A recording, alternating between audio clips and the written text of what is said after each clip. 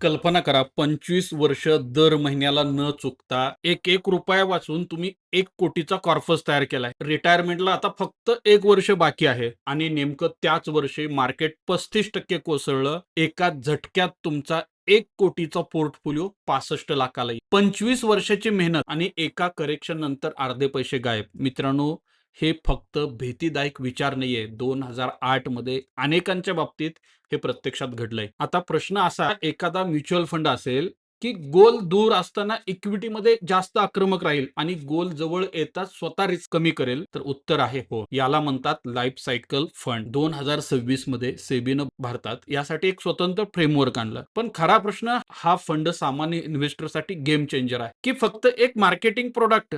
आजच्या व्हिडिओमध्ये नेमकं हे समजून घेऊया. नमस्कार, मी प्राध्यापक डॉक्टर संतोष सूर्यवंशी. तुम्ही बघताय बाजारबुल युट्यूब चॅनल. मूळ प्रॉब्लेम समजून घ्या मित्रांनो. इन्व्हेस्टमेंट मधील सर्वात मोठी चूक कोणती? आपण आजची रिस्क बघतो पण उद्याची रिस्क विसरतो. गोल 30 वर्ष दूर असेल, आज मार्केट 20% पडलं तरी काही फरक पडणार नाही, कारण सावरायला 20 वर्ष वेळ आहे. पण गोल फक्त 2 वर्ष बाकी आहे आणि तेव्हा मार्केट पडलं तर घात होतो, कारण आता सावरायला वेळच नाहीये. पैसा लगेच लागणार आहे. एका ओळीत लक्षात ठेवा, गोल दूर असेल तर ग्रोथ महत्वाची, गोल जवळ असेल तर पैसा वाचवणं महत्वाचं. पण हे ॲसेट ॲलोकेशन वेळोवेळी स्वतः कोण बदलतो? फार कमी लोक. इथंच लाईफ सायकल फंड कामाला येतो. लाईफ सायकल फंडाला एक टार्गेट डेट असते. उदाहरणार्थ लाईफ सायकल फंड 2055 म्हणजे साधारण 2055च्या आसपास आजचं गोल आहे, त्यासाठी तुम्ही फंड निवडलाय.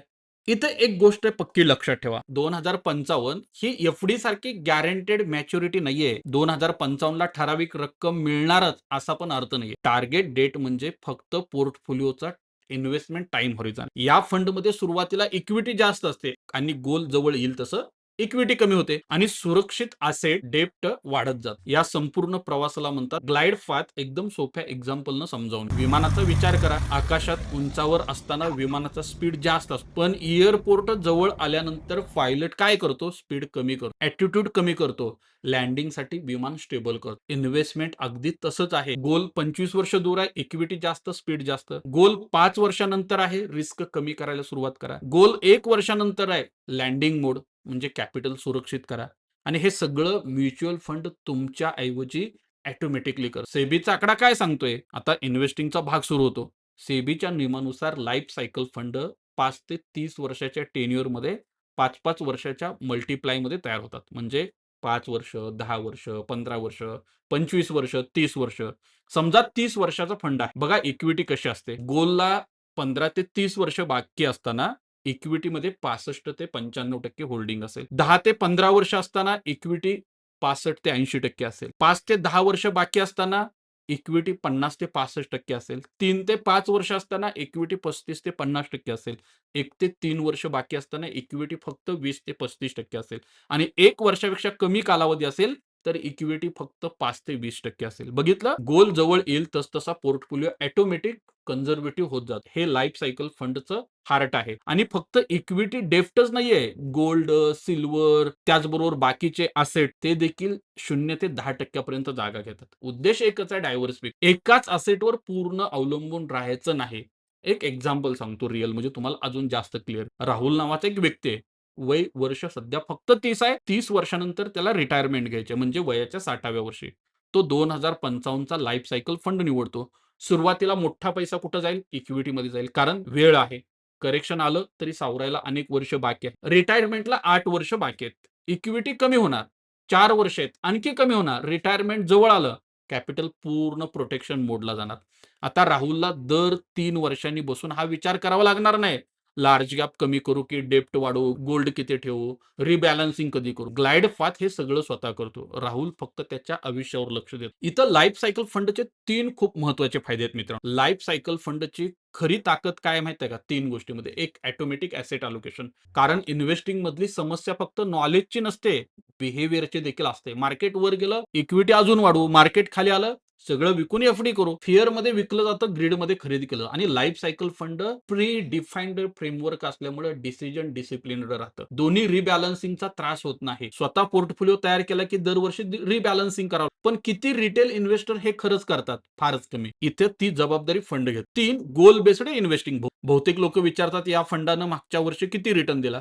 लाईफ सायकल फंड वेगळा प्रश्न विचारतो, तुमचा पैसा नेमका कधी लागणार आहे. कारण बेस्ट रिटर्न पेक्षा योग्य वेळी पैसा हातात असणं जास्त महत्वाचं आहे. पण परफेक्ट आहे का? आता महत्वाचा ट्विस्ट आहे. लाईफ सायकल फंड ऐकायला छान वाटतोय, पण प्रत्येकासाठी परफेक्ट नाही. का? कारण वय सारखं असलं तरी आयुष्य सारखं नसतं. दोघांचं वय 40 आहे. आपल्याकडे स्वतःचं घर, कर्ज, इमर्जन्सी फंड, स्टेबल इन्कम. दुसरीकडे होम लोन, पर्सनल लोन, मुलांचे एज्युकेशन, इन्कम अनसर्टनिटी. दोघांची टार्गेट डेट सारखीच आहे, पण रिस्क कॅपॅसिटी सारखी कशी असेल?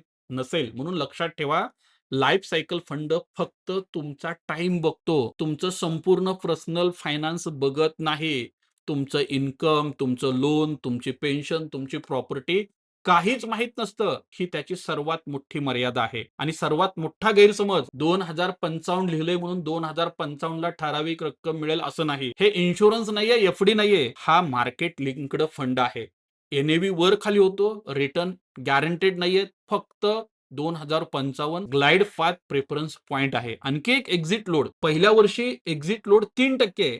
2 वर्षानंतर 2% आणि 3 वर्षानंतर 1% एक्झिट लोड आहे. म्हणजे हा प्रोडक्ट 2 महिन्यांनी फंड बदलण्यासारखा नाही. हा पक्का long term goal based product आहे, पहिल्यांदा लक्षात घ्या. मग कोणासाठी हा फंड चांगला असेल? हा फंड कोणासाठी चांगला आहे माहिती आहे का? ज्याला ॲसेट अलोकेशनचा अभ्यास करायचा नाही, ज्याला स्वतः रिबॅलन्सिंग करायचं नाही, ज्याच्याकडे स्पष्ट लॉंग टर्म गोल आहे आणि जो मार्केटच्या प्रत्येक हालचालीला घाबरून पोर्टफोलिओ बदलतो, अशा इन्व्हेस्टरसाठी हे कन्सेप्ट वरदान ठरू शकते. पण तुम्ही एक्सपिरियन्स्ड असाल, स्वतः ॲसेट अलोकेशन ठरलेला असेल, नियमित रिबॅलन्सिंग करत असाल, तर तुम्ही स्वतः ग्लाइड पाथ तयार करू शकता.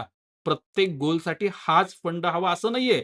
आणि शेवटचा सर्वात महत्वाची गोष्ट, लाईफ सायकल फंडचं खरं इनोव्हेशन रिटर्नमध्ये नाहीये, ते आहे रिस्क मॅनेजमेंटमध्ये. कारण 20 वर्षाचा कॉर्पस तयार केल्यानंतर शेवटी काय महत्वाचं आहे?